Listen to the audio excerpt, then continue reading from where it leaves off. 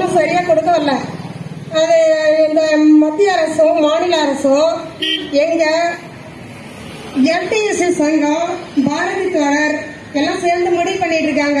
அதை எங்களுக்கு கொஞ்சம் பார்த்து சரி பண்ணி இந்த அரசு கொடுக்கணும். எல்லாரும் நாங்கள் இருக்கிறவங்க இல்லாதவங்க எல்லாம் பார்த்து தான் வேலை பார்க்குறோம். சரியான நேரத்துக்கு எங்களுக்கு சம்பளம் வர மாட்டேது. அது போல என்னன்னு கேட்டாக்க அவங்க சொன்ன வேலையை நாங்கள் சரியாக பார்க்குறோம். எங்களுக்காக நாங்கள் செய்யணும்னு செய்யல.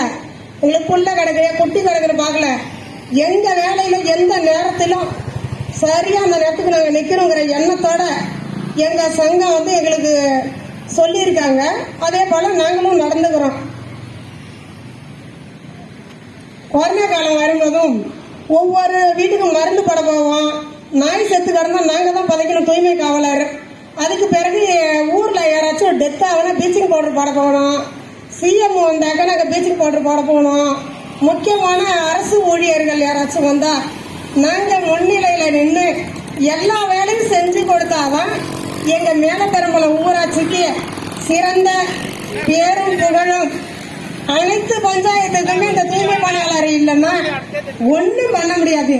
அதுக்கு தகுந்த மாதிரி எங்களுக்கு கொஞ்சம் சம்பளம் பத்திரம் மாதிரி போடணும், முன்னணியில் வரணும். பார்த்து ஒவ்வொன்றும் சரி பண்ணி எங்களுக்கு கொடுங்க. இந்த அரசுக்கு என்ன தேவையோ எங்களால் முடிஞ்ச ஹெல்ப் எல்லாரும் பண்றோம். ஒத்துமையா இருந்து அனைவருக்கும் வணக்கம்.